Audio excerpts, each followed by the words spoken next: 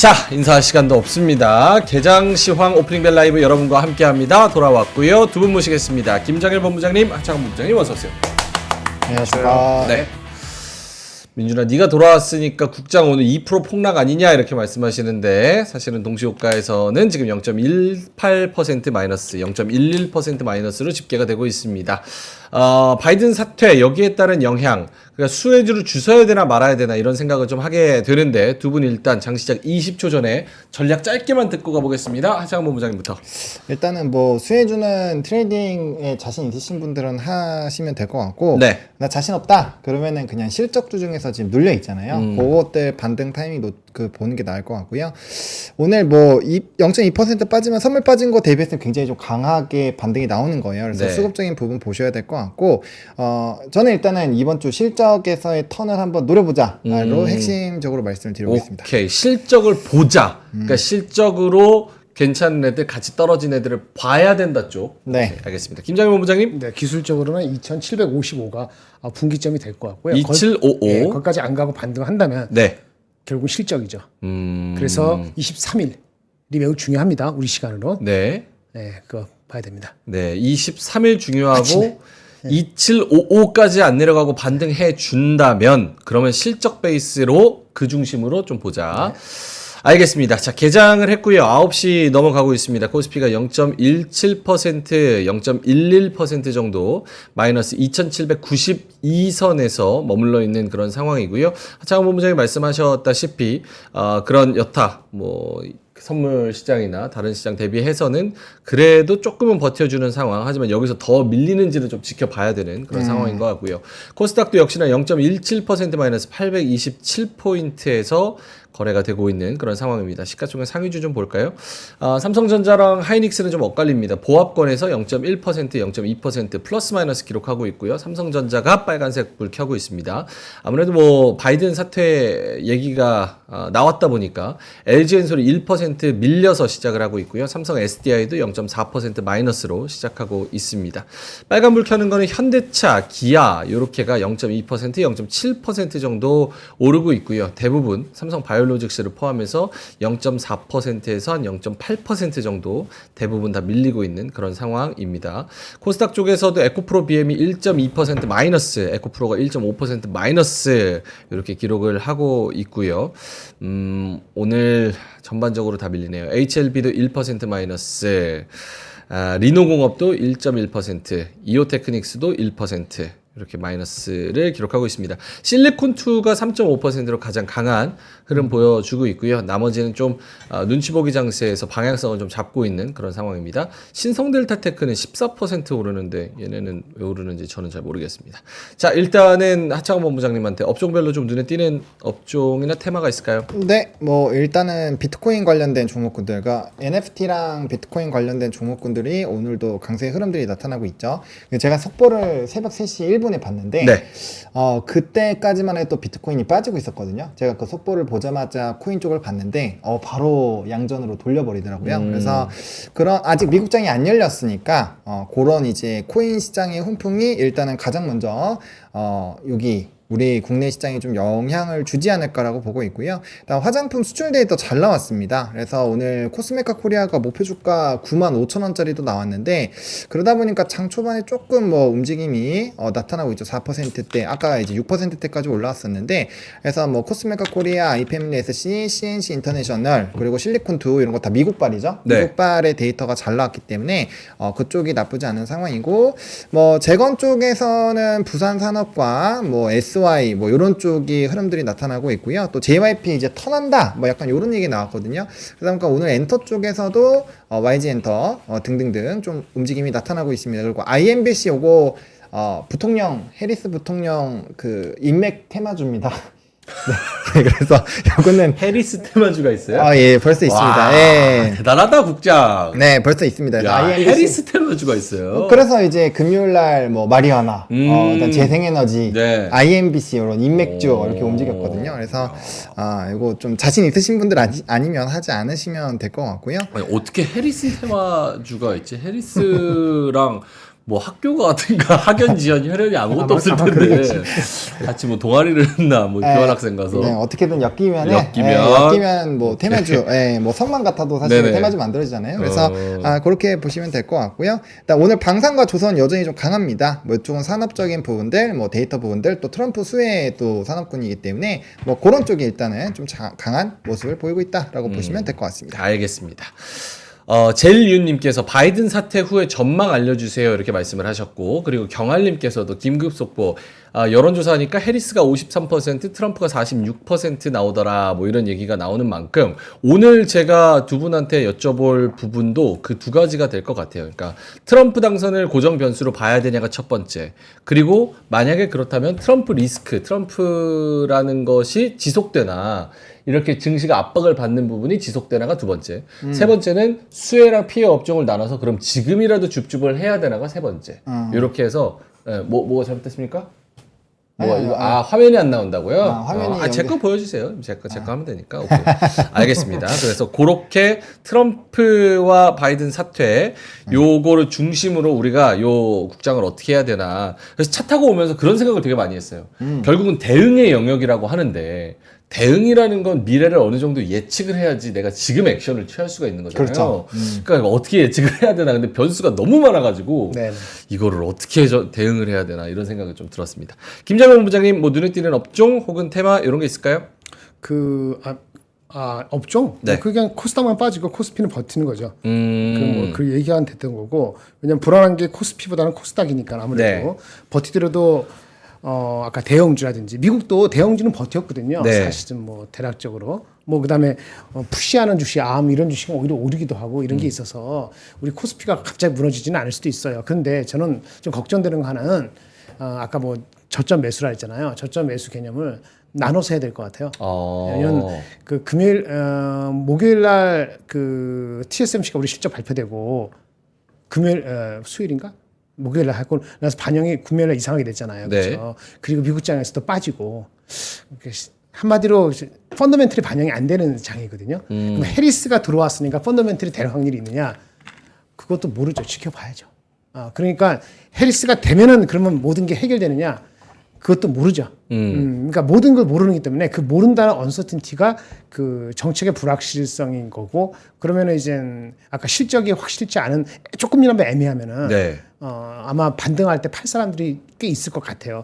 그리고 이게 노이즈인지 시그널인지 모르겠는데 이게 트럼프 때문에 빠진 거냐, 네. 주가가 많이 올랐기 때문에 주식시장에 부담을 다들 갖고 있었기 때문에 빠지는 핑계를 잡은 거냐 여러 가지 측면에서 본다면은 우린 주식시장은 딱 어떻게 반응을 할 때 최근에 나온 최신 편향, 최신의 이슈 가지고 모든 주식시장의 변화를 설명하려 하지만은 사실은 그 전에 누적된 것이 어떤 계기, 최신의 계기 때문에 빠질 수도 있거든요. 네. 그러니까 이게 노이즈냐 시그널이냐면 시그널은 옛날부터 나왔고 노이즈 때문에 흔들려서 빠질 수도 있거든요. 네. 그러면 일단 장이 올라갈 때는 좋은 거를 좋은 시그널이나 노이즈를 빨리 반응해 주가가 오르는데 주식이 빠질 때는 천천히 빠지거든요. 네. 최신의 그 자기가 믿음이 있고 그렇죠. 산 게 있기 때문에 잘 안 뺀단 말이에요. 네. 그러다 나중에 빠질 수도 있기 때문에 매수 저점 매수 시점은 제가 모르겠습니다만은 그 나누는 시기를 좀 나눠야 될 것 같다라는 식에서 이제 이번에 실적 하이닉스 그다음에 애플 그다음에 언제지? 엔비디아? 엔비디아인데 엔비디아 이전에 뭐가 있냐면은 전당대회거든요. 그 뭐지?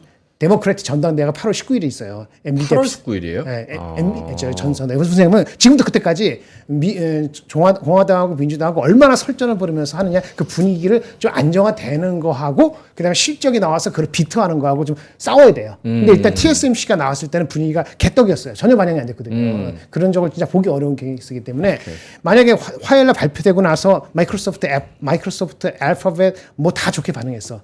실적이. 네. 근데 수요일날 우리장 미국장에서 반영이 안 되면은 그러면 진짜 한바탕 확 내려갈 수도 있거든요. 안 그럴 수도 있고 네. 기술적인 반등이 나올 때도 됐어. 왜냐하면 미국의 필바 반도체가 한 9% 빠졌어요. 전체적으로. 네. 그러니까 이게 한 10% 더, 한 1% 더 빠지면 기술적 반등이 나올 때가 됐거든요.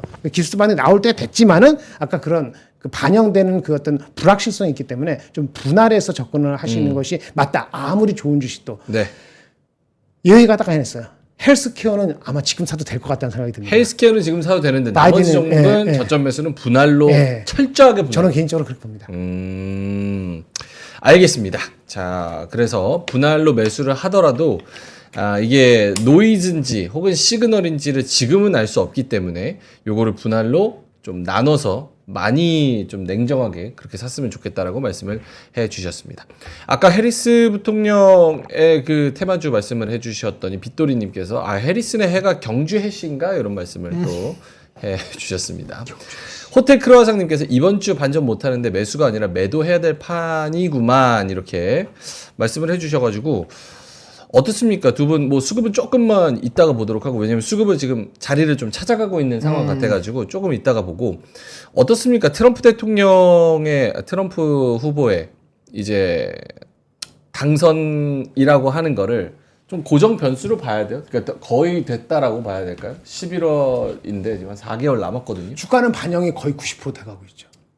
그래요? 트럼프가 되는 걸로. 근데 오늘 해리스가 나왔으니까 공방이 어떻게 되는지가 변수일 수는 있는데 제가 봤을 때는 이게 해리스가 진짜 완전 될 수 있다라는 가능성을 확 뛰어오르지 않느냐 컨센서스가 까닥까닥하는 거는 전당대회 때까지 기다려봐야 될 것 같아요. 한 달 남았거든요. 한 달 동안 어떻게 이제 해리스 측에서 하느냐 달려있는데 저는 아직까지는 이거는 약간의 노이즈라고 보고 있고요.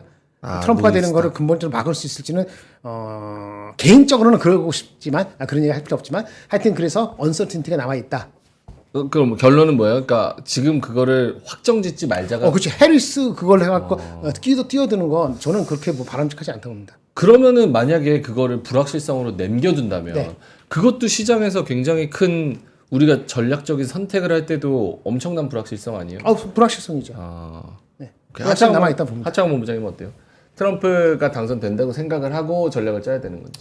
일단은 뭐 지금은 그렇다라고 생각하는데 그러니까 이제 트럼프 후보가 바이든 대통령 데뷔했을 때 좀 유리했었던 포지션이 바뀌었잖아요. 뭐 나이 같은 경우도 그렇고 그다음에 뭐 정책적인 부분에서도 어쨌든 해리스 부통령 쪽에서 뭐 나쁘지 않았던 것도 있고 그래서 좀 저는 치열하게 붙을 수도 있다라고 생각을 해요. 그러니까 이전이라면 바이든 대통령이 건강이 안 좋으니까 에이 뭐 이번에는 좀 졌네 약간 이러다가 네. 한번 해볼만 하지 않을까? 이 생각으로만 넘어가도 사실 증시는 계속적으로 대선 전까지 이벤트가 발생할 것 같거든요. 그리고 우리가 그때도 있었잖아요. 뭐 클린턴 때도 마찬가지고 된다라고 생각을 했지만 안 됐잖아요. 그러니까 그런 변수가 사실 언제든지 나올 수 있어서 물론 지금 트럼프와 이제 부통령으로 찝은 그 사람의 합은 되게 잘 맞습니다만 어쨌든 간에 그런 변수 포인트가 만약에 나온다라고 한다면 민주당에서도 뭔가 뒤집으려고 노력을 상당히 하지 않을까라는 생각이 들거든요. 네. 그렇게 됐을 때 이제 변수는 충분히 나올 수가 있을 것 같고 그러면 한동안은 대선이 테마주로 이제 계속적으로 좀 도는 이전에 트럼프와 그 바이든의 배틀 할 때도 그런 경향이 좀 있었거든요. 그래서 이게 저는 생각보다 조금 더 오래 갈 수 있을 것 같아요. 왜냐하면 새롭게 후보가 나왔고 아직 그 사람이 어떻게 하는지 얘기도 없었고 뭐 토론이나 이런 것도 지금 한 번도 안 해봤잖아요. 네. 그러니까 거기서 만약에라도 막 트럼프 대통령을 이렇게 논리적으로 해서 뭔가 좀 압박을 했어요. 막 그런 식으로 뭔가 이벤트가 나오면, 이거 뭐야? 해볼만 하지 않나? 약간 이런 생각이 나올 수도 있잖아요. 그래서 그런 고민을 좀 해봐야 될 것 같고, 선제적으로 이게 좀 저는 다 반영됐다라고 생각을 하기에는 아직까지 기간이 많이 남아서 좀 변수 포인트로 되지 않을까. 생각을 합니다. 그러면은 뒤에 제가 물어보려고 그랬었던 트럼프 리스크는 지속되나? 그리고 수혜랑 피해 업종을 나눠서 담던지 버리던지 해야 되나? 이 질문도 의미가 없네요. 왜냐면 둘 중에 누가 될지 모른다라는 거를 깔고 간다면 실적과 둘 다 둘 쪽에 완벽하게 피해주라고 생각하지 않은 주식들 그런 섹터 있거든요. 네. 그런 주식부터 하는 거예요. 그러면 이 금리 인하는 이제 그거는 반영이 다 됐어요. 네. 금리 인하는 다 됐다고. 9월, 11월 되는 건 반영이 되기 때문에 그거는 뉴스가 안 돼요. 그걸로 베팅해도 안 되는 거고. 그러면은 지금 전략을 어떻게 짜야 되는 거예요? 왜냐면 만약에 트럼프가 된다 그러면은 그 사람이 뭐 좋아하는 업종이나 미는 정책이나 혹은 매크로 정책도 뭐 증시를 미리 떨궜다가 나중에 금리 인하하면서 자기가 부양하는 거 할 거다 뭐 이런 시나리오도 있는 거고 여러 가지 얘기들이 있는데 만약에 그거를 우리가 그냥 변수로 남겨둔다고 한다면 그러면 시장이 계속 만약에 뭐 밀리고 뭐 이런 거에 있어서 어떻게 대응을 해야 되는 거예요? 저는 그래서 그 트럼프, 해리스 다 빼고 그냥 산업의 성장, 실적이 찍히는 그 주도 산업군에서만 하시는 게 나을 것 같아요. 대신에 그 산업군을 좀 더 줄이는 방향으로 좀 더 압축해서. 왜냐면 모든 대선이 끝난 다음에는 실적이 나오고 산업 성장에 나왔었던 그런 산업군들은 그 사람이 미는 정책과 반대에 있더라도 항상 주가가 제자리를 찾아갔어요. 그리고 저는 그 생각이 있거든요. 만약에 민주당에서 요번에 한번 뒤집으려고 하면은 정부 정책을 엄청나게 때릴 거예요. 증시 부양을 위해서. 그렇기 때문에 그렇게 되면은 기존에 주도하던 산업군에서 뭔가 트리거가 발생이 되지 않으면 증시가 떠오르기가 쉽지 않거든요. 그럼 결국엔 또 M7으로 기결이 될 수밖에 없거든요. 지금 당장 뭐 바이오가 갑자기 뭐 급등한다고 해서 지수를 막 나스닥을 이렇게 막 더 날리거나 그러진 못할 거 아니에요. 막 S&P 막 7천 이렇게 가진 못하잖아요. 네. 바이오가 간다고 해서. 그래서 결국에는 시가총액 큰 애들을 보내야 증시가 좋아질 거라고 생각을 하고 있기 때문에 그럼 결국에는 또 이제 도돌이표로 돌아오는 거죠. 게다가 지금 이런 정치적인 테마주들 지난주부터 움직이기 시작을 했고 아마 오늘부터 또 반영이 되겠죠. 그래서 단기적으로는 그쪽 수익률이 높을 수 있으나 뭐 3개월 이런 식으로 본다라고 한다면 결국엔 넘버가 나오는 쪽 그리고 우리나라에서 외국인 수급이 계속 집중되는 쪽 왜? 거기가 이제 이 양옆으로 다 자기네들이 이길 거라고 생각하는 거기에 배팅을 하잖아요. 그러니까 결국엔 돈이 선택하는데 그 돈이 선택하는 게 많은 쪽에서 실적이 잘 나오는 쪽으로 결국 보는 게 맞다. 그렇게 하면은 결국에 나오는 건 반도체, 자동차, 조선, 뭐 방산, 변압기 또 이렇게 되겠죠. 그래서 물어보고 싶은 건 결국은 실적 나오는 애들 골라보자 그러면 말씀하셨다시피 업종이 뻔하잖아요. 네. 종목도 뻔한 거. 근데 걔네들이 이미 벌써 상반기 지나가면서부터 실적도 좋고 스토리도 좋아. 네. 라고 해서 어느 정도 주가 위치가 올라가 있는 애들이다 보니까 그렇죠. 지금 이런 변수가 나와서 만약에 시장이 전반적으로 글로벌 시장 전반적으로 다 흔들린다면 얘네도 지금 뭔가 좋다고 얘기할 게 아니라 일단은 도망가고 상황을 좀 지켜보자라고 지금 당장의 그런 전략은 조금 다르지 않아요? 근데 이게 그거는 있어요. 그러니까 그렇기 때문에 우리가 현금 비중을 일정 부분 유지를 해놓는 거고 그 나머지 비중에서 내가 만약에 단기적으로 지수의 밴드에서 뭐 좀 내가 익절을 했다. 그러면 단기 조정 나왔을 때 일단 배팅을 들어가야 되죠. 왜냐면 그렇게 생각해서 그러니까 그렇게 생각하면은 결과론적으로는 떨어졌을 때 사서 올랐을 때 팔면 돼요. 그러면 그렇죠. 그러면 지금 매매하면 안 되는 시장이에요. 그렇죠. 네. 그걸 여쭤본 거예요. 네. 그래서 실적이 잘 나오고 뭐 그런 좋은 업종을 사자라고 얘기하기에는 그거는 이제 조금 길게 보니까 지금 굳이 안 사도 되지 않나? 이 타이밍의 문제. 근데 뭐 물론 그것도 맞을 수 있지만 제 전제는 이겁니다. 민주당에서 분명 증시 부양을 뭔가 끌어내는 거를 뭔가 할 거다. 왜? 이대로 지려고 안 할 거거든요. 그 시기가 남아있기 때문에 만약에 그 바이든 후보가 뭐 한 달 전에 사퇴했다. 그러면은 뭐 다 엑시트 하자고 했을 수도 있어요. 근데 그게 아니잖아요. 지금 기간이 남아있고 충분히 뭔가 뒤집어 볼 만한 그런 상황일 수도 있기 때문에 그건 네. 뭐 상황 지나봐야 아는 거니까. 그래서 저는 오히려 지금 제가 만약에 분할 매수로 들어간다면 네. 뭐 하이닉스 같은 거 SK 하이닉스 같은 거 TSMC 실적 반영도 전혀 못했고 그 다음에 지금 60선 이탈하니까 이 일선으로 보면 하고 이제 20선 정도 테스트 했을 때 이때부터 지지하는지 여부하고 이제 뭐 분할 매수 밴드를 잡아보겠죠. 저는 이런 식으로 보는 게 맞을 것 같아요. 네, 왜냐면은 그러니까 그 주도주 중에서 계속 올라가는 애들은 좀 보내주고 아니면 내가 갖고 있으면 홀드를 하고 눌림을 기다리는 거고 지금 시점에서 만약에 산다라고 한다면 오히려 꺾이고 있는 쪽 지금 최근 2, 3주 정도에서는 반도체를 제일 많이 팔았거든요. 네. 그러면 이제 그런 쪽으로 먼저 배팅이 들어가는 게 맞지 않을까라는 생각을 하고 있습니다. 알겠습니다. 김정일 본부장님은 어떻게 생각하시는지 지금 당장으로는 노이즈로 봐야 될까요? 아니면 시그널로 봐야 그 될까요? 해리스가 됐기 때문에 지금 말씀하신 것처럼 기대가 다시 있을 수도 있어요. 넥앤넥으로 가면 그래서 그게 넥앤넥이 가는지 이게 치열한 경합으로 가는지를 한 달 정도면 대충 알 수 있거든요. 그러니까 한 달 정도 그거를 할 때까지는 기대가 이미 있을 수도 있죠. 네. 그래서 아까 말한 것처럼 최근에 많이 빠졌기 때문에 주가가 펀더멘트 반영 안 하고 심지어 TSMC가 되고 저는 딱 두 가지를 보거든요. 네. 뭐냐면 이제는 TSMC가 반영이 돼야 된다 주가가. 엔비디아는 이게 워낙 갖고 있는 사람 많기 때문에 뭐 공매도도 있을 수 있고 뭐 또 저가 매수도 있고 뭐 막 부딪히고 난리를 뽀개기 때문에 엔비디아는 이제 안 중요한 게 아니고 주식 시장의 방향을 하는 데 있어갖고 중요도가 좀 떨어질 것 같아요. 저는 봐야 되는 것이 TSMC가 가장 큰 수혜인데 얘가 반영이 돼야 돼요. 얘가 주가가 안 가면은 IT 전반적으로도 빠르게 반등을 약할 수도 있거든요. TSMC 보고요.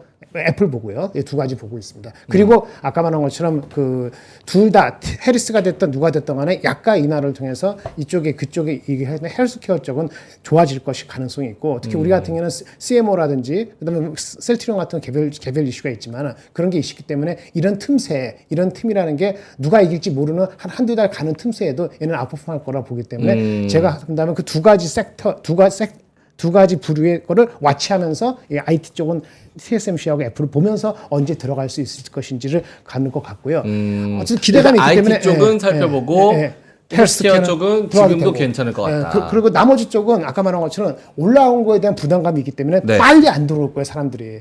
근데 아까 말한 헬스에 기대가 있기 때문에 또 확 떨어뜨리지도 않을 거기 때문에 쉽게 아주 싸게 아주 편안하게 살 수 있을지는 이제 기술 트레이딩 스킬이 들어가는 거예요. 그래서 장은 그것 때문에 한 주 한 주 그 흐름을 움직여야 되는데 뭐 그 싫으면은 일단 펀더멘털적으로 봐야 되는 거죠. 저번에 말한 것처럼 안 계실 때 금요일날 토요일 얘기할 때 저 같은 만에 전력 많이 빠졌잖아요. 전력 설비. 만약에 해리스 오늘 아니고 더 빠지면은 사실은 삼성전자 하이닉스도 좋은데 삼성전자는 HBM3 들어간다는 베팅을 해야지 들어가는 거니까 알아서 적정한 한국의 대표주니까 10%더라도 5%더 들어가는 거고 그 다음에 나머지 시크릿커예요. 한미반도체는 이스페타스가 다 시크릿커에서 사람들 왔다 갔다 하거든요. 그거 잡기가 쉽지가 않아요. 오히려 먼저 빠진 전력주를 롱통으로 본다면은 한 5번 나눠서 들어갈 수 있다라고 보는 건데 일단 그것도 아까 말한 것처럼 애플이라든지 TSMC 움직이는 거하고 헬스케어 대비했을 때 얼마나 상대적으로 튈 수 있을지는 좀 가늠하면서 하는 거죠. 그래서 이렇게 세 가지 축을 보고요. 전체적으로는 장은 아까 말씀드린 2,775까지 안 빠지면은 이번 주까지 안 빠지면은 그거는 일단 기술적 반등이 일어날 수 있는 거라 봅니다. 근데 그 폭이 셀지는 한 주 한 주 가봐야 될 것 같아요. 오케이, 알겠습니다. 이거 진짜 쉽지가 않네요. 자, 그러면 일단은 수급을 먼저 좀 보고 그리고 그 종목들 다시 한번 볼게요. 좀 종목들이 움직이는 게 있어가지고 한번 보겠습니다. 외국인이 지금 거래소에서 180억 팔고 있고 기관은 190억 정도 팔고 있습니다. 코스닥에서는 외국인이 570억 정도 팔고요. 기관도 50억 정도 팔고 있습니다. 코스피, 코스닥 모두 다 외국계 기관 다 매도세고요. 선물도 외국인이 738억 정도 매도세가 좀 나오고 있는데 수급에 대한 코멘트를 해주신다면 장원 본부장님. 네, 원래는 뭐 야간 선물 던지면서 좀 강력한 차익을 내보내려고 했었던 것 같은데 그런 각도가 거의 다 나왔었거든요. 그러니까 이거가 만약에 패턴이 바뀐다라고 한다면 시장 분석하기가 좀 더 어려워집니다. 최근에는 원래 야간 선물 던지면 거기에 맞춰서 반도체에서 수급 이탈이 나오고 거기에 따른 이제 또 이 수급의 방향성이 좀 잡혔는데 지금은 하이닉스나 이런 것들이 지금 빠지잖아요. 3% 이상 빠지고 삼성전자가 버티면서 지금 지수가 안 빠지고 있거든요. 원래 오늘은 0.8에서 1.2는 빠져야 정상이에요. 선물 기준으로 본다라고 한다면. 네. 근데 지금 선물이 다시 빠지고 있어서 이제 어떻게 되는지 좀 봐야 되겠지만 결과적으로 지금 조금 눈치를 보고 있는 것 같아요. 왜냐면 해리스 쪽으로 기울어지면 반도체는 좀 수혜를 받을 수 있거든요, 정책적으로. 네. 왜냐면 그쪽은 이제 칩스법에 대해서 긍정적인 얘기를 한 사람이기 때문에. 그래서 그런 거에서 한번 좀 빼꼼 눈치를 보는 듯한 어떠한 흐름들이 있는 것 같고, 오늘도 뭐 장초반에 마리아나나 뭐 조금 연속성이 떨어질 수는 있겠습니다만, 어쨌든 그런 쪽이 좀 들썩들썩 하고는 있거든요. 그러면 시장에서 어쨌든 관련된 부분에서 기대감을 일부 갖고는 있는 것 같아요.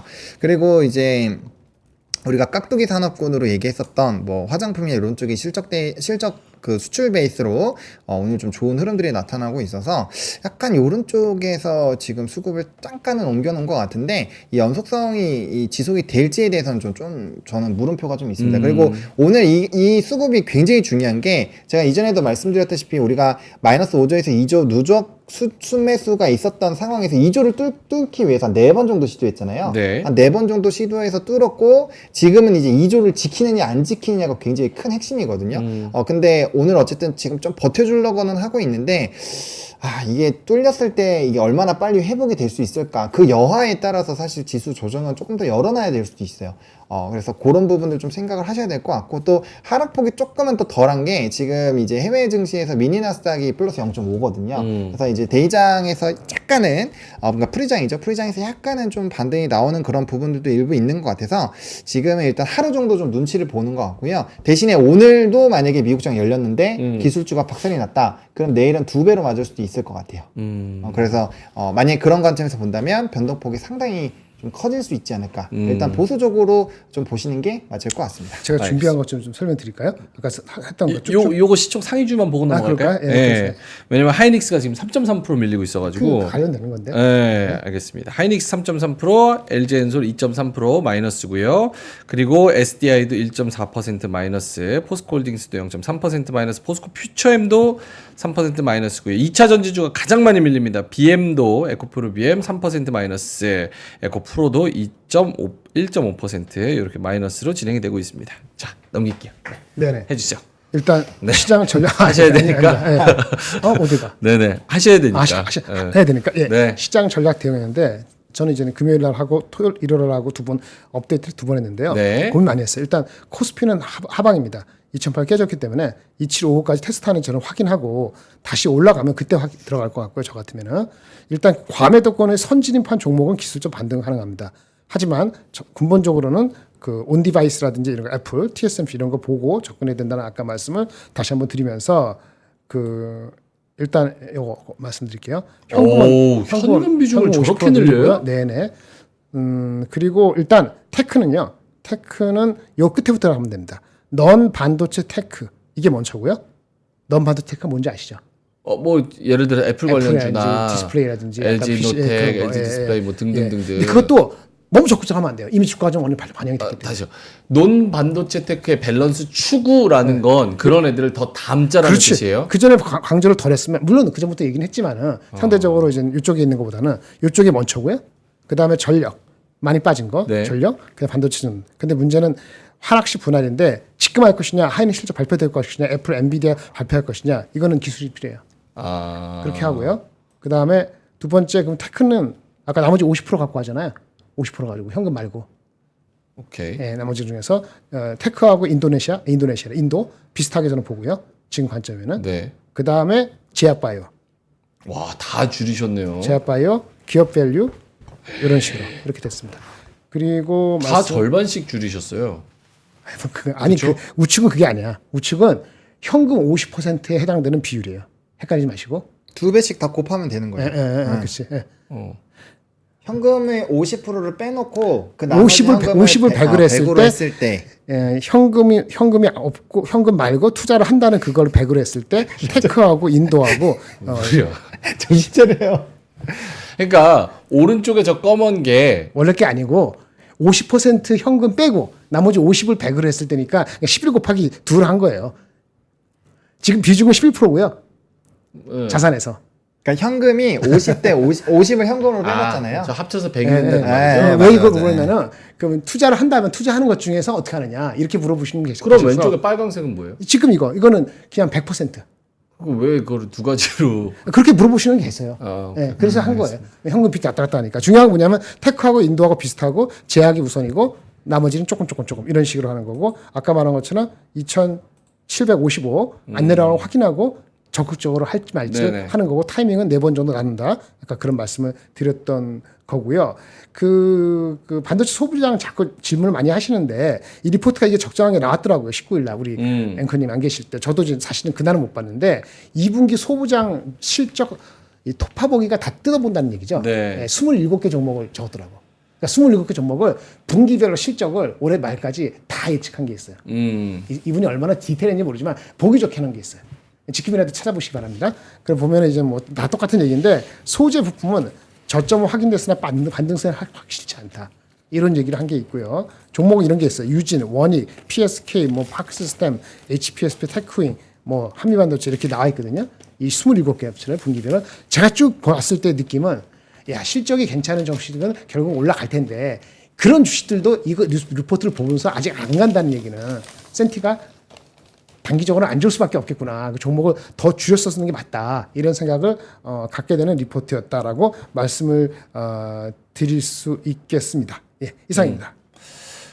그러면 전반적으로 저걸 봤을 때 결국은 제가 목요일 금요일 방송도 다 들어요. 다 오프닝 아, 클로징 그랬어요? 벨 다 들었어요. 제 응원 들었나요? 에? 제 응원 들었나요? 응원? 마이크 꺼져가지고 막 횡설수설하는 거. 응원했어요? 제가 마이크 없을 때 마이크 없을 때 명행 회복 기원 2일차 아, 문 얘기를 하던데. 맞아. 그 얘기인데 아무한테도 안 들렸어요. 이래가지고 뭔 말을 하는지 알 수가 없어. 마이크가 없어져갖고. 근데 어쨌든 들었을 때 뭐였냐면 저는 이제 청자 입장으로 듣잖아요. 아, 그래서 어떻게 하라는 건지가 너무 딱 정확하지가 않은 거예요. 근데 그게 지금 변수가 너무 많으니까 명확하게 칼로 무자르듯이 딱 말할 수 없는 거는 이해를 해요. 근데 그래도 약간 듣고 나서도 좀 답답하더라고. 약간 시장은 떨어지는데 내 건 지금 마이너스 계속 떨어지는데 내일도 떨어질지 모르고 다음 주도 어떻게 될지 모르는데 명확하게 무언가 결론이 없는 것 같은 느낌? 결론 미리 내놨잖아요. 뭐라고요? 결론 미리 내놨잖아요. 도망치라고? 아니 그러니까 우리 그 명예커가 제일 많이 얘기한 거 뭐예요? 떠나기 직전까지 지금이라도 시장 다 팔아야 되는 거 아니에요? 하면서 저희한테 뭐 물어봤어요? 그렇지. 언제 익절해야 돼요? 그렇지. 언제까지 버텨야 돼요? 그렇지. 그 얘기 했었잖아요. 그렇지. 그래서 우리가 뭐라고 말씀드렸어요? 타이트하게 보시는 분들은 2850 깨지면 비중 조절하시고 오케이. 저는 2800에서 2825 밴드 들어오면은 비중 조절하라고 미리 오케이. 말씀드렸어요. 아우 아주 그냥 기가 막히네요. 기가 막히다 진짜. 코가 막히네요. 아, 예. 확실하네. 오케이. 그러면은 그 반도체 소부장은 지금 말씀을 들었을 때 네. 일단은 뭐 억울하게 빠지는 애들도 있지만 센티적으로 확 다시 반등하기가 쉽지가 않다 쪽으로 결론을 내야 되는 게 맞네요. 그래요. 그러니까 저기 그때 말씀드린 게 TSMC 이런 거 실제 ASM에는 흠결이 있는데 TSMC는 흠결도 없었거든요. TSMC의 흠결은 딱 하나예요. 뭔지 아세요? 미국 회사가 아니라는 거예요.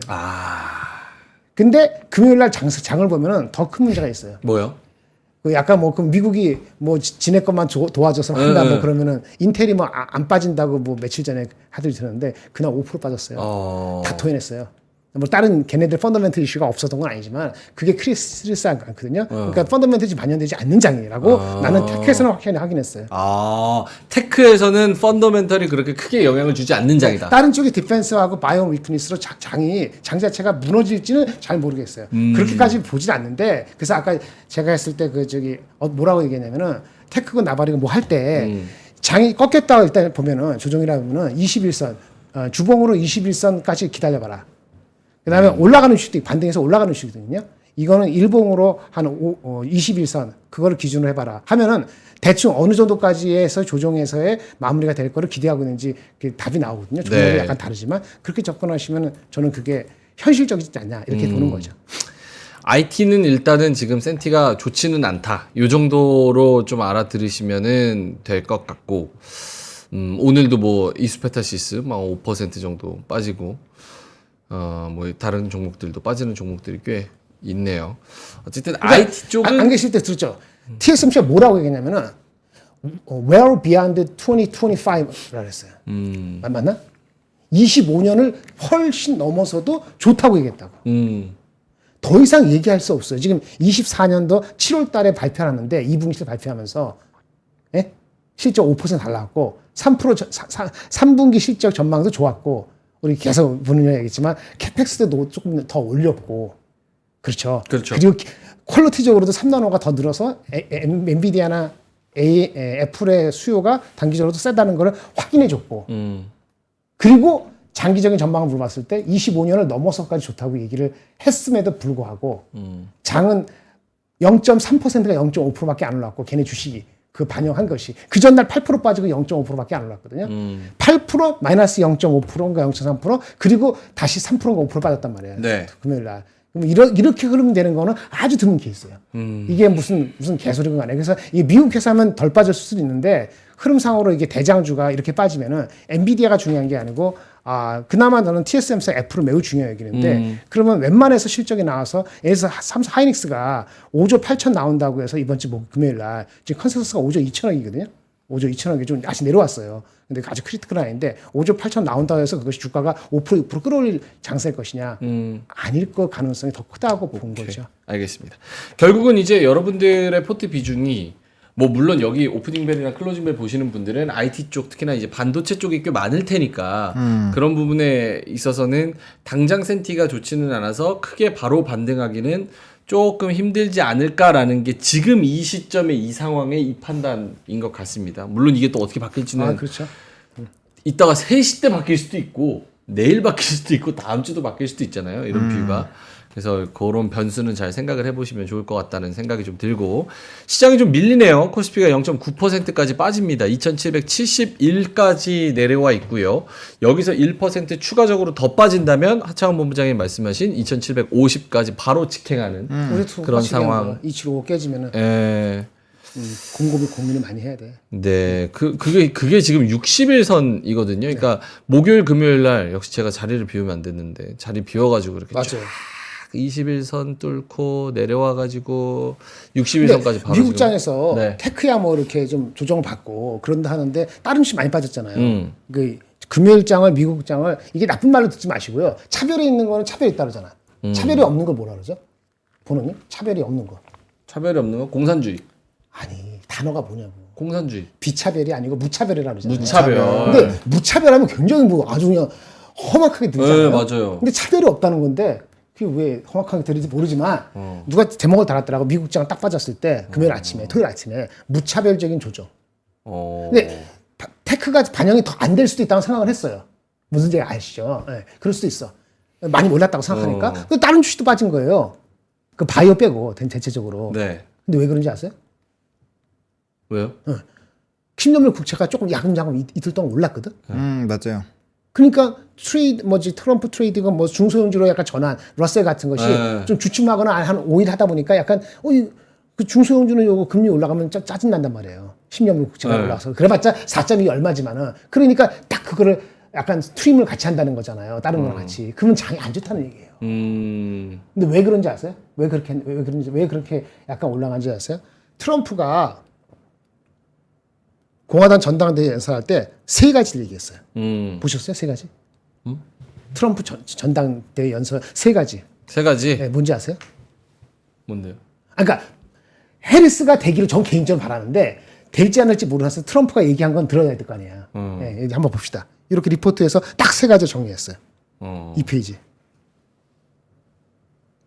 이거예요. 트럼프의 전당대회 연설은 전당대회가 아니고 취임 연설과 비슷했다고 합니다. 그게 그렇죠. 첫 번째 인프레스고. 완전 TV쇼 같은. 그렇죠. 미국에서 뭘 팔려면 미국에서 지어라 이런 얘기인데 3가지입니다. 전기차 의무화 폐지인데 요거는 너무나 많이 아는 거니까 얘기하지 않겠어요?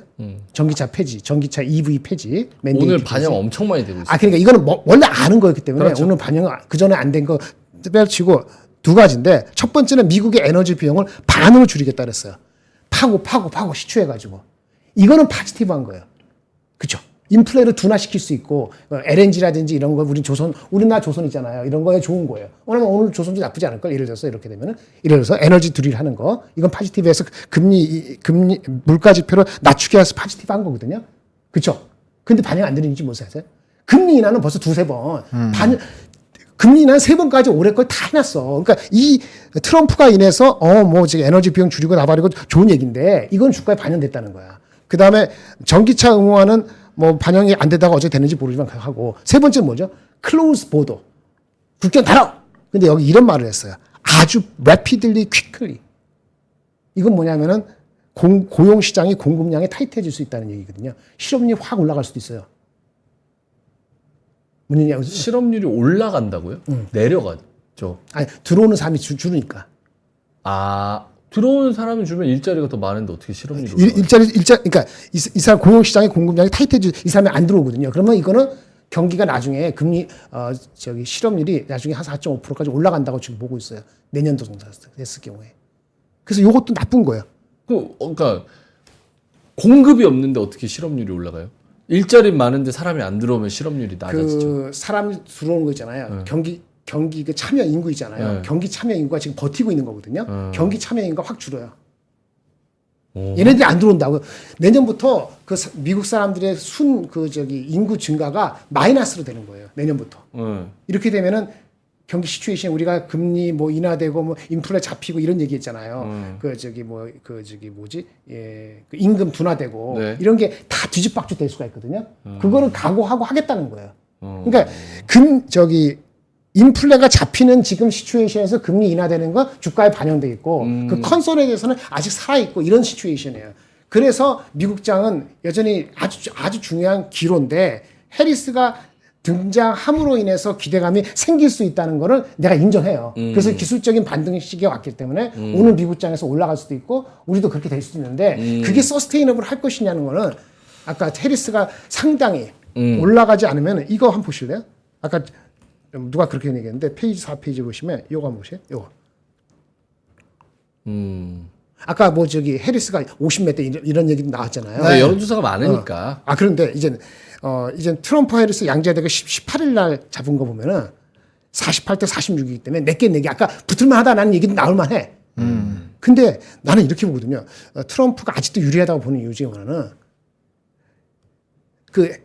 바이든이 완전 졌다라고 하는 게 이 그림 하나하고 이 그림이에요, 이 그림. 그냥 이거 총격 없었으면은 해리스가 미리 등장했으면은 진짜 막사막하거나 뒤집을 수 있다고 봤었어요. 저는. 그래서 했는데 이게 안 되고 이 그림을 하면서 상징적으로 이 상징이 끝까지 갈 것 같은 생각이 드는 거고 해리스가 논리적이고 그 검찰총장인가 캘리포니아 이런 식으로 해가지고 논리적인 거 분명히 더 포인트하게 찍어낼 수 있고 맞는데 그렇게 그 트럼프를 막 찍어내고 막 이렇게 비난하고 논리적으로 하는 거 가지고 현구에서 이길까라고 본다면 저는 그렇게 않다고 보는 게 이거 한번 읽어보실래요? We don't have a common past, but we dream of a common future. 이게 뭔지 아세요? 우리의 과거는 비슷하지 않지만 우리는 앞으로 미래에 대해서는 비슷한 꿈을 꾸고 있다. 이게 미국이 전통적으로 앞으로 나아간다. moving forward, moving forward 할 때 가장 중요한 게 우리 색깔은 다르지만 백그라운드 다르지만은 같이 묶어서 미래를 같이 꿈꾸자는 건데 사실은 One America? 네, 바이든은 그렇게 못했거든요.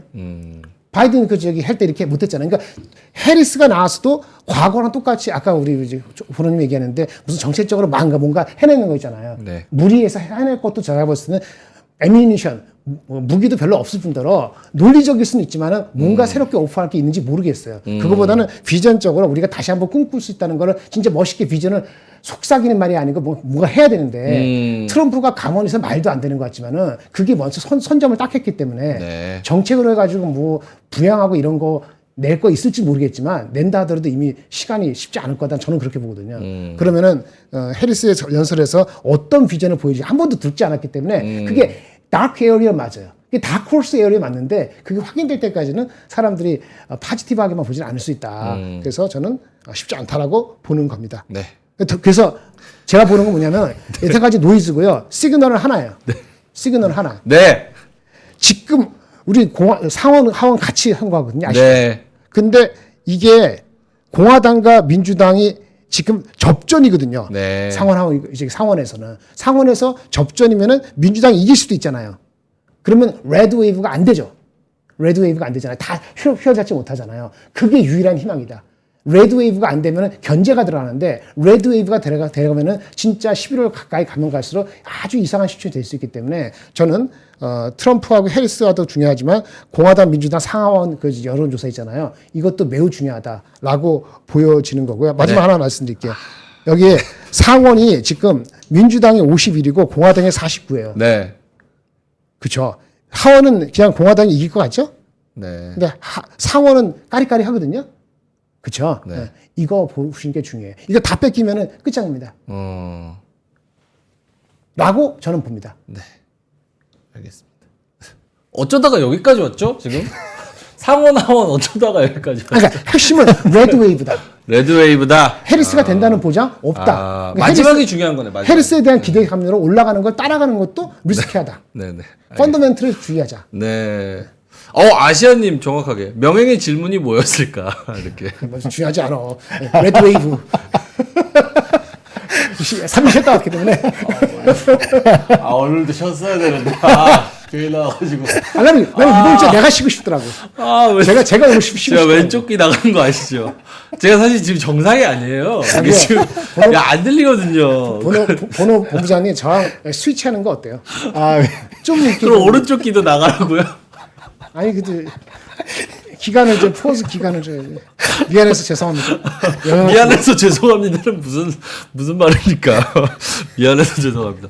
근데 저는 이런 거예요. 그러니까 본부장님이 자료가 너무 좋은데 이거를 맥락에 맞게 이렇게 잘 전달을 해서 포장을 해서 줘야지 시청자들도 이거를 100% 다 흡수를 하는데 그냥 나 요거 준비했으니까 자 이거 얘따 먹어라 이러고 입에 쑤셔 넣으니까 먹는 사람이 이렇게 버리는 거지.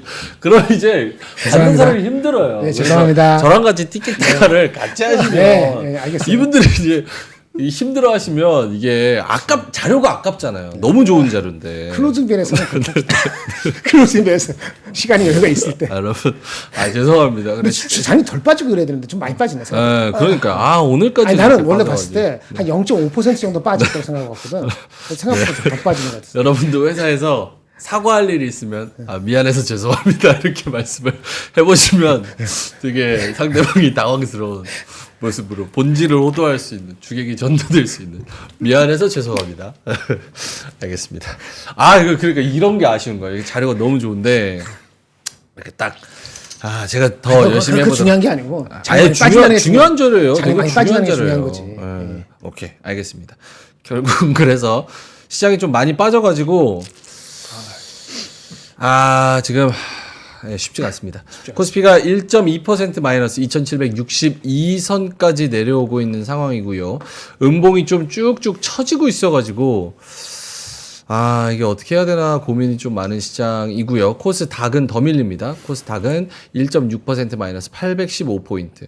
근데 역시나 패턴을 보면 뭐 최근에는 안 그런 것 같지만 어쨌든 장 후반으로 갈수록 요 음봉을 말아 올려서 이것보다는 그런 케이스 많았지. 10시부터 2시까지는 쫙 내리는 시간, 2시부터 3시 반까지는 또 올리는 시간. 약간 요런 시간의 패턴을 이제 거치니까 전략 후강. 만약에 도망가더라도 이따까지 조금 지켜보는 게 좋지 않을까 이런 생각이 또 드는데 지금 섣불리 예단하기도 좀 쉽지 않은 시간. 그 섣불리가 아까 말한 것처럼 그냥 트럼프가 뭐 한마디 더 했다 그러면 이렇게 안 흔들려요. 안 흔들리거든요. 중요한 거는 TSMC가 왜 반영이 안 됐을까? 나는 이틀 동안 많이 고민했어요. TSMC 옛날에 다 뒤져보고 이런 적이 있었을까? 예를 들어서. 근데 없어요. 이렇게 이상하게 반응한 적이 내 기억은 없어. 그러게요. 그래서 걱정인 거지. 알겠습니다. 자, 하창원 본부장님 어떻게 자료로 갈까요? 아니면 시장에 대한 코멘트 할 게 있으세요? 사실 네. 얻어 맞아야지 뭐 어떻게 지금. 그렇죠. 맞아요, 지금.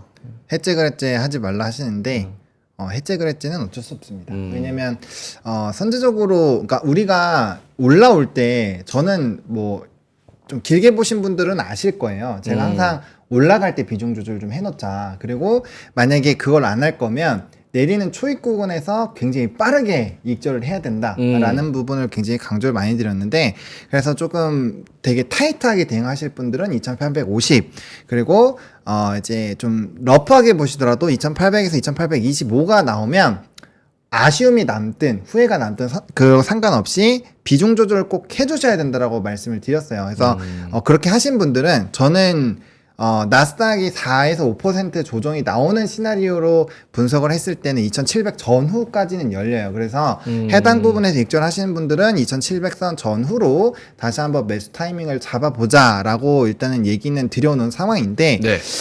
지금 선물적인 부분에서 봤을 때 결국엔 장 초반에 안 빠지다가 근데 지금 제가 초반에 말씀드렸잖아요. 야간 선물 기준으로 봤을 때 빠져야 된다. 0.8에서 1.2는 빠져야 된다라고 말씀을 드렸고 지금 마이너스 1.23이에요. 그러면 이제야 반영이 된 거죠.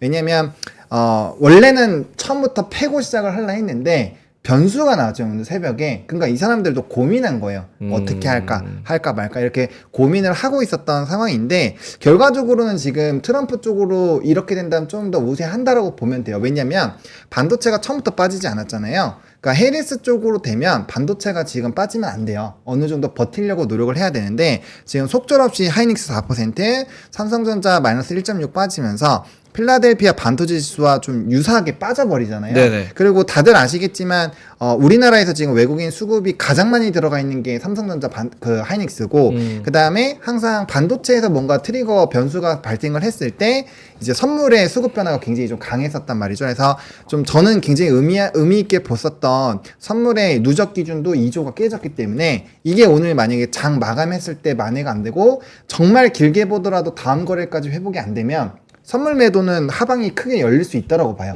그렇게 해서 물량이 한 2, 3조만 더 던져도 지수는 2700 깨질 수 있어요. 그래서 그 생각을 하시면서 보셔야 되는데 항상 문제가 뭐냐면 이렇게 내려왔을 때 한번 화면 보여주시면요. 지수 차트 기준으로 봤을 때 이렇게 내려와 버리면 의사결정을 하기가 굉장히 어렵습니다. 그래서 안 돼요. 화면이 안 돼요? 화면이 안 돼요. 화면이 안 된대요. 뭐가 될까요? 제가 볼게요. 이 지수 코스피 종합 지수. 오케이. 네. 저희 아바타를 잘 해주시면 될 것 같습니다. 오케이. 네. 제가 한번 해보겠습니다. 제 네, 것 그럼- 나와요? 제 것도 안 나오죠? 아무도 안 나와요?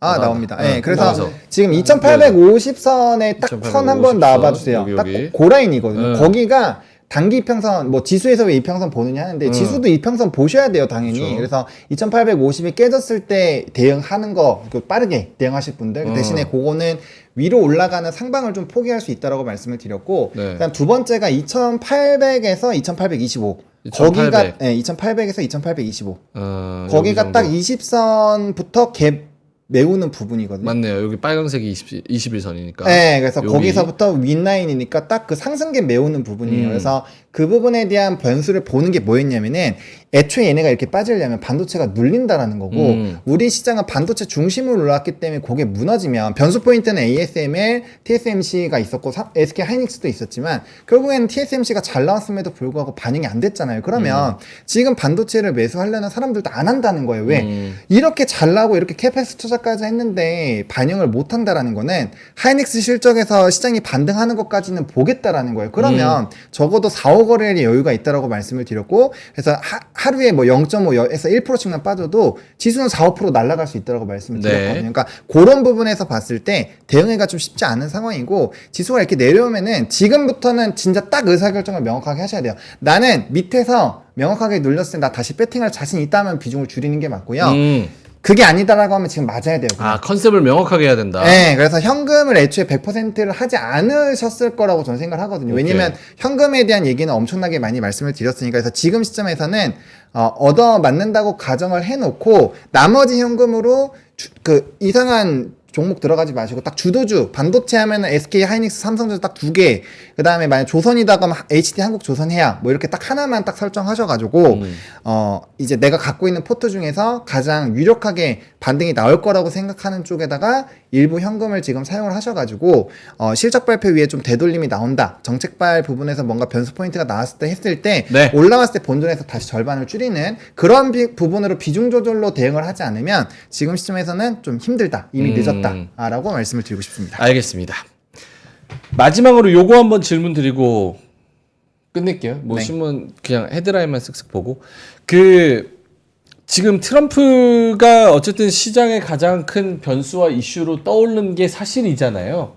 그러면 지난주에 외국인이 가장 사랑한 업종 방산 혹은 지금 올라가고 있는 코인 혹은 아까 말씀하신 바이오테크 혹은 전기차 뭐 의무화 폐지되면서 강자만 살아남는다는 논리로 강자.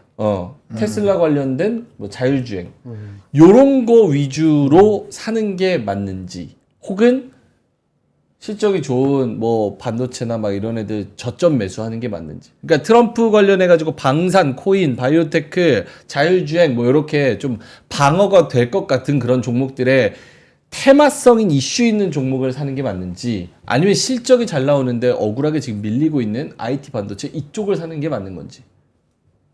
저는 뭐 후자가 맞다고 보는데 후자. 만약에 산업적으로 접근하기 싫으실 수도 있잖아요. 왜냐면 엔비디아는 저는 그렇게 계속 말씀을 드려왔거든요. 그러니까 이거 해체 그랬제 내용이 아니라 제가 얘기했었던 연속성을 말씀을 드리는 네. 거예요. 저 틀리면 틀렸다고 죄송하다고 항상 말씀드리잖아요.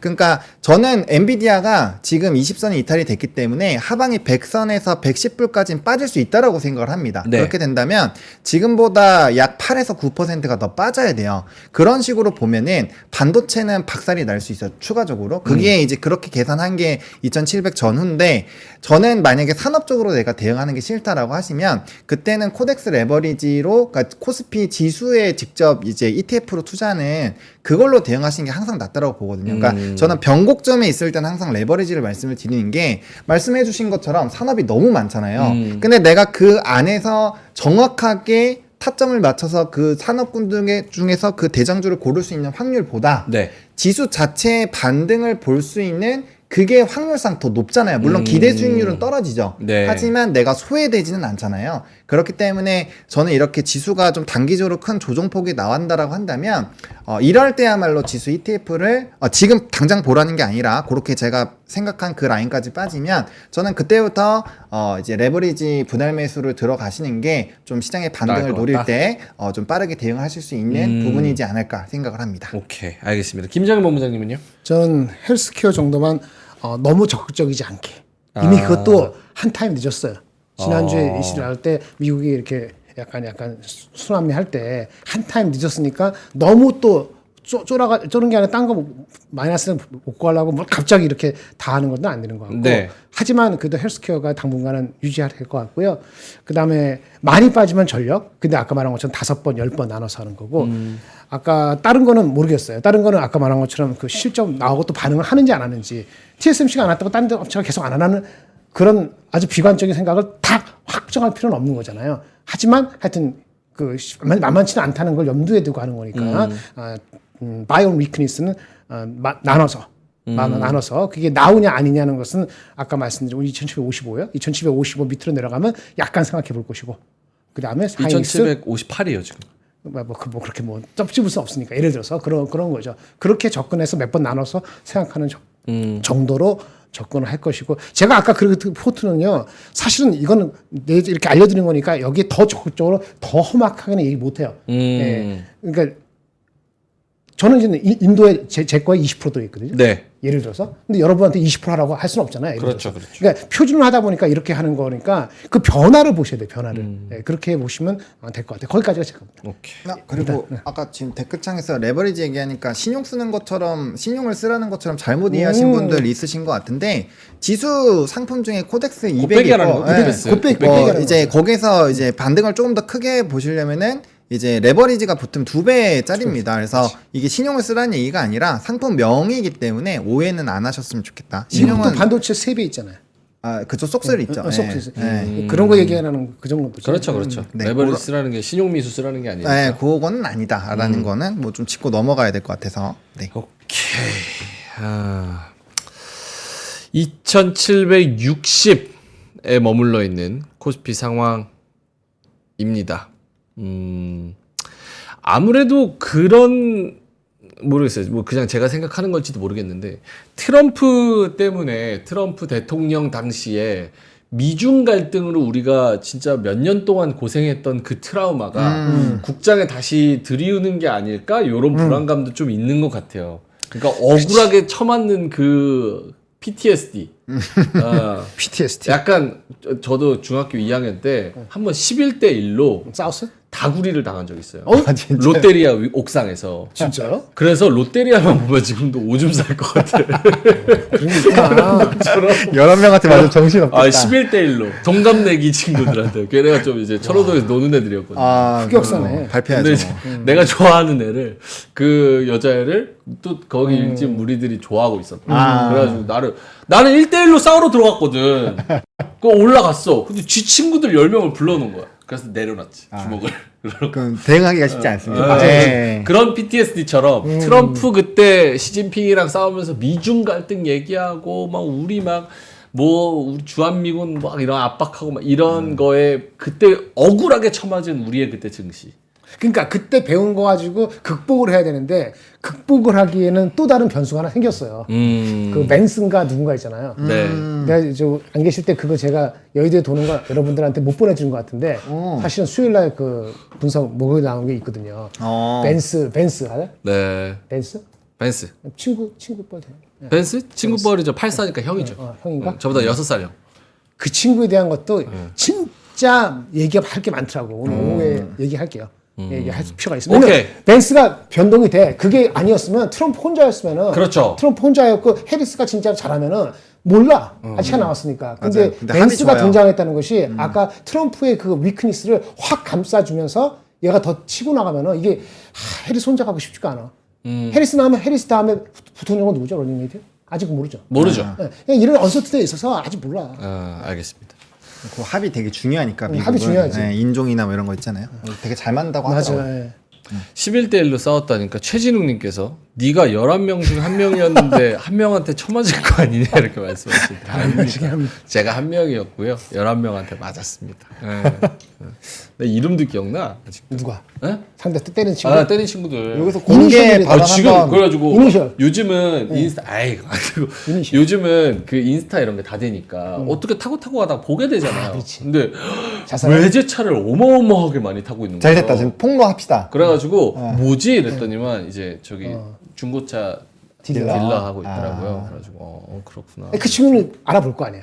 지금 방송 나오고 있으면. 알아볼까? 아 경제적인 관심이 없으면 못 올 거고 조금 관심 있으면 알아볼 텐데. 내가 해드릴게요. Funny you. Funny you. 고맙습니다. 고맙습니다. 네. 알겠습니다.